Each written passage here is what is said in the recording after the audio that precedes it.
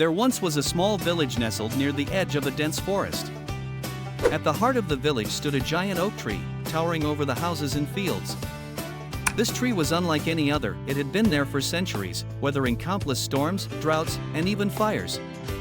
The villagers called it the Guardian, for it seemed to protect them from the elements, offering shade in the summer and shelter during harsh winters. One day, a young boy named Ethan sat beneath the mighty tree, looking up at its enormous branches. His father, who had grown up in the village, joined him. "Dad," Ethan asked, "how did this tree get so big? No other tree in the forest is as strong or as tall." His father smiled, running his hand along the tree's rough bark. "This tree," he began, "is a symbol of resilience. It wasn't always the tallest or the strongest. Long ago, when I was your age, there was a terrible storm. The wind was so fierce that it ripped through the village, tearing up trees, houses, and crops. We thought for sure that this tree would fall too, but it stood its ground." Ethan's eyes widened.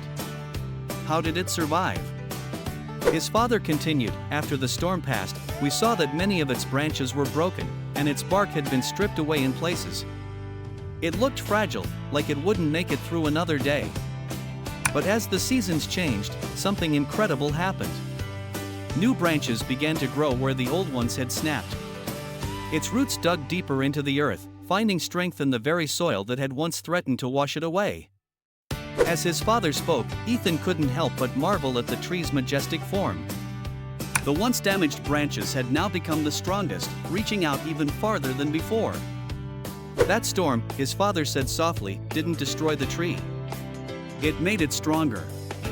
And every time the winds returned, the tree would sway, but it would never break. It found strength in its scars. Years passed, and Ethan grew up with the tree always by his side. Whenever life became difficult, whether it was a challenge at school or a personal setback, he would sit beneath the tree, remembering his father's words, "The storms don't break you. They make you grow."